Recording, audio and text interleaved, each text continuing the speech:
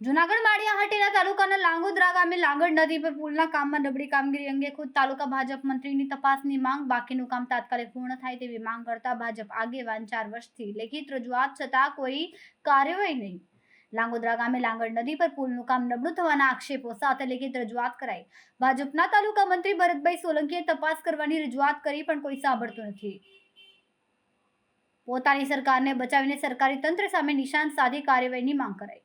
કાર્યક્ષેત્રના અધિકારીઓની ભૂમિકા પણ શંકાસ્પદ હોવાનો દાવો, અધિકારીઓના ભ્રષ્ટાચારમાં સામેલ હોવાનો આક્ષેપ।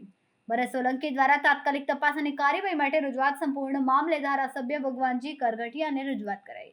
ધારાસભ્યના આદેશ છતાં પણ અધિકારીઓએ પગલાં ન લીધાના આક્ષેપ। અનેક વખત રજૂઆત છતાં અધિકારીઓએ અવગણના કરી ભવિષ્યમાં કાયદેસર માર્ગે ઉગ્ર આંદોલનની ચીમકી। લાંગોદ્રા પુલ મામલે સ્થાનિકોમાં પણ આક્રોશનો માહોલ છે। 5 વર્ષથી છે આ લોકોએ 5 વર્ષથી કામ ચાલુ કરેલ છે, એમાં કોઈ અટાણે જવાબ દેતું નથી। કલેક્ટર, મામલતદાર બધીનો અમે રજૂઆત કરેલ છે, તે છતાં કોઈ અહીં જોવા નથી આવ્યું। હવે અમે ઉગ્ર આંદોલન કરવા તૈયાર છે।